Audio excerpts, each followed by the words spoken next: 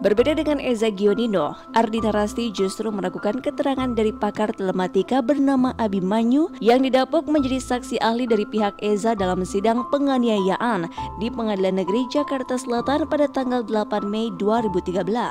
Rasti dan kuasa hukumnya Ihsan Perwira menilai kesaksian Abimanyu itu hanya sebuah asumsi yang disimpulkan setelah mendengar rekaman pertengkaran hasil rekayasa. Ya, kalau kesaksian dari Abimanyu, dia itu kan adalah pakar telematika kan katanya ya. Cuman yang kami pertanyakan, yang bersangkutan ini, si ahli ini kan tidak mendengar sendiri secara langsung. Dia itu kan hanya mendengar suatu rekaman yang bahkan bukan tidak didapatkan dari pihak yang aslinya, itu yang dari pihak kejaksaan.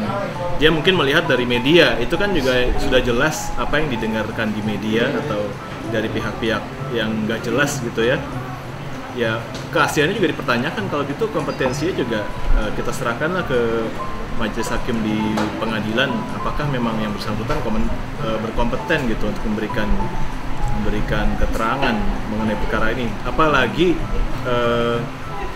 ya dia hanya ahli gitu, ahli independen yang tidak mengetahui peristiwa, tidak mengetahui, tidak melihat, tidak mendengar langsung.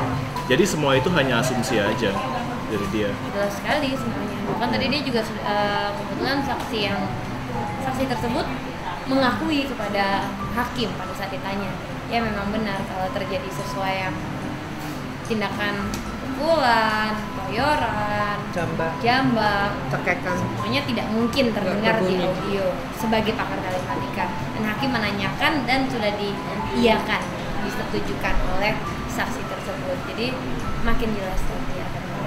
Tapi untuk Rasti itu menguntungkan ya, Tim? Maksudnya karena dari pas dia bilang ini bukan kopi aslinya, kalau kopi aslinya baru ketahuan semua jelas ini yang didapat dari lawyernya aja. Iya, dan makin kesini makin terlihat saksi yang dibawa oleh terdakwa yang mengatasnamakan pakar telematika akhirnya mengakui bahwa yang dia dengar adalah hanya dari media internet, yang sudah tentu saja disaduran, dan dari pihak pengacara terdakwa, yaitu berupa potongan-potongan. Rasti meragukan karena Abimanyu menganalisa rekaman hasil rekayasa yang kini beredar di media dan dari pihak kuasa hukum Eza.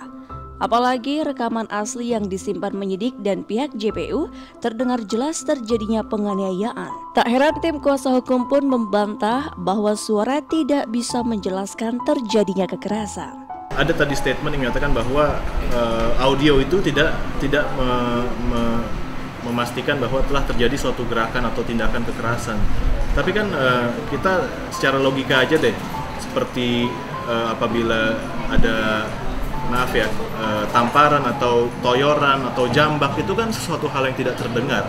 Tapi kan jelas dari bukti rekaman yang dipegang oleh kejaksaan, itu ada suara dari korban dan pelaku yang telah terbukti identik dengan suaranya masing-masing, dan itu kalau kita dengar ya itu kayaknya bukan rekayasa, itu emang terjadi betulan. Buat apa juga 44 menit direkam seperti itu dibuat-buat gitu.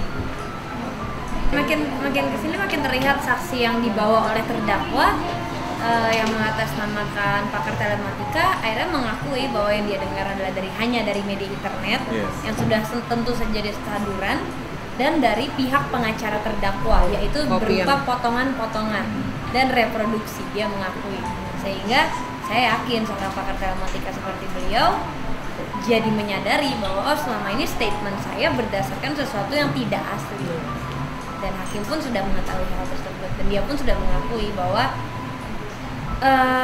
penganiayaan berbentuk tamparan, pukulan atau gimana itu tidak harus bumpak, dan dia dengar hanya terpotong-potong. Dia tidak tahu bahkan kalau aslinya itu ada dan tidak terpotong sama sekali dan identik dan autentik.